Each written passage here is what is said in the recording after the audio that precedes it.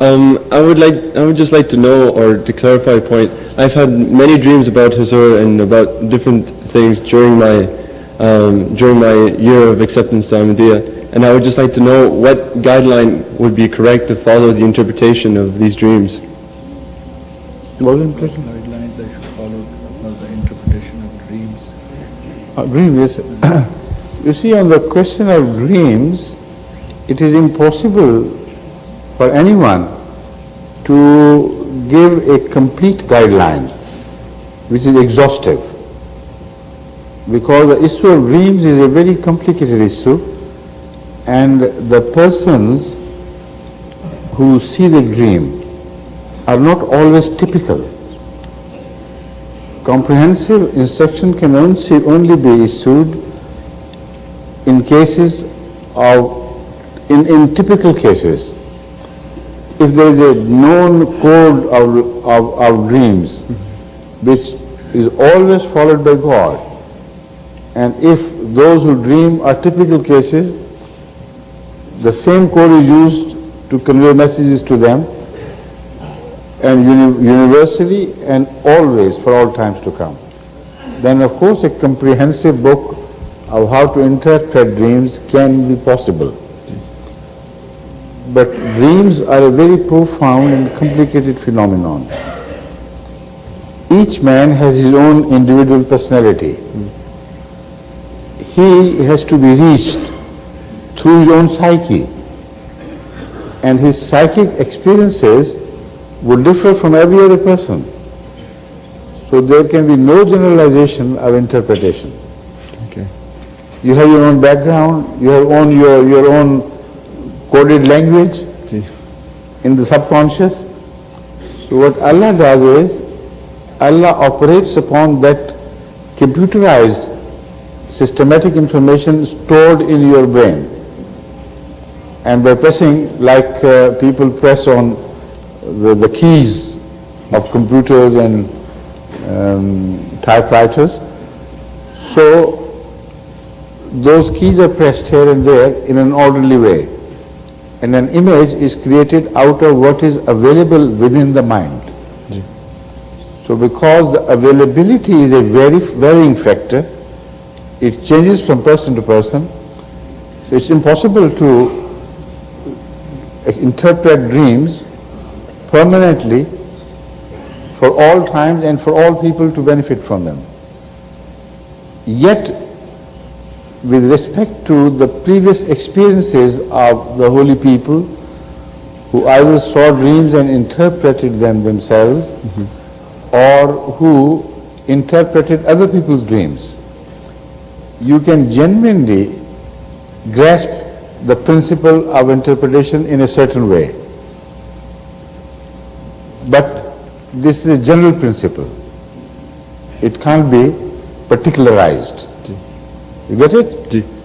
Now here I'll point out at certain dreams which were seen by some and interpreted by others, while the language of the dream was so horrible that it was unthinkable that such a dream could be from God.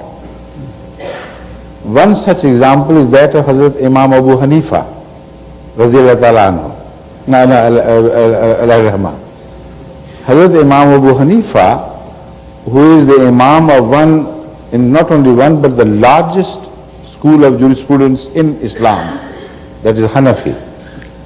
He once saw a dream that he had dug out the grave of Hazrat Muhammad Sallallahu Alaihi Wasallam, or it was already open before him, and there were so many bones belonging to his body, and he picked up certain bones and liked them and put them back in the proper order, and picked some other bones and disliked them and threw them away.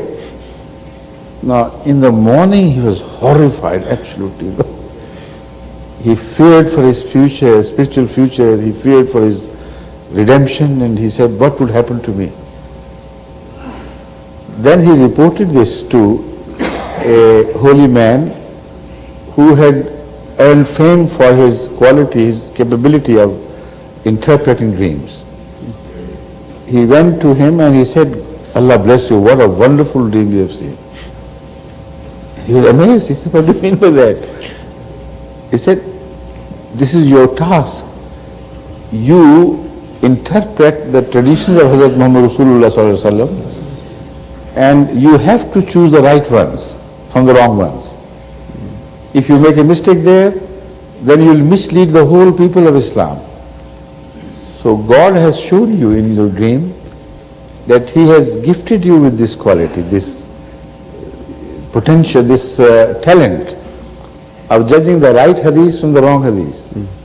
So the ones you don't like do not belong to Hazrat Muhammad Rasulullah Sallallahu Alaihi Wasallam. You can throw them away without any fear, because they really do not belong to him, they have been attributed to him. And those which you like, you put back in his grave, they are the real hadith to go by. So see, what a wonderful interpretation which fitted the situation. The same dream, if it had been seen by a lesser man, in fact by anyone who was not related to this task of jurisprudence or selection of hadith, for him the interpretation would be different. For him this dream would indicate that within you are a rebellious person. Within you there is something wrong in your whole attitude to Muhammad Rasulullah Sallallahu Alaihi Wasallam. Part of his teachings you accept and part you reject.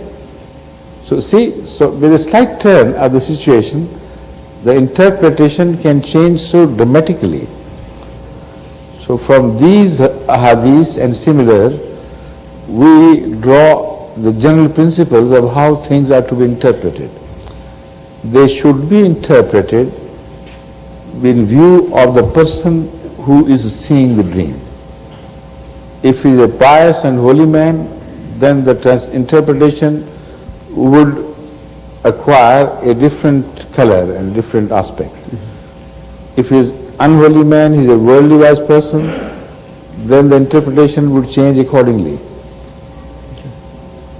Because if somebody is known to be holy and honest and true, the bad dream about him or of his own dream about himself will have to be studied in depth.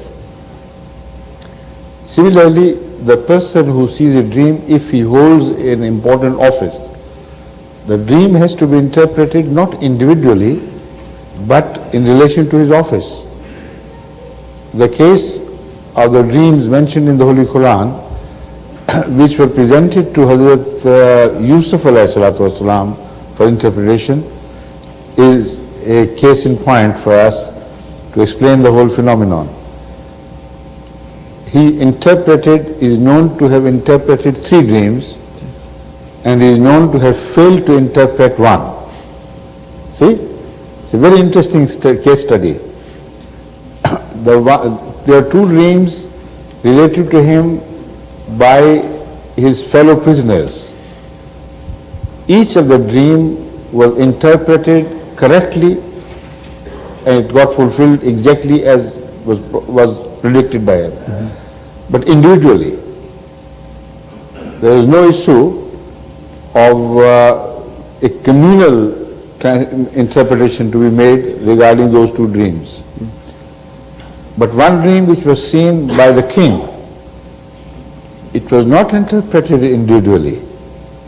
It was interpreted as having a significance for the whole people, for the whole country.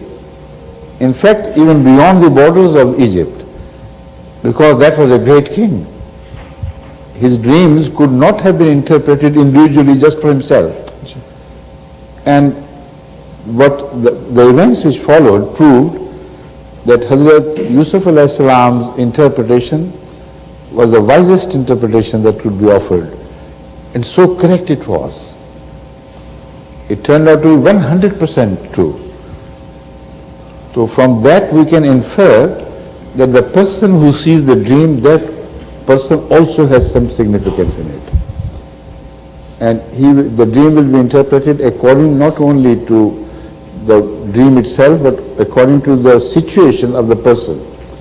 Hazrat Yusuf alayhi salam knew that this was a king, a great king in fact.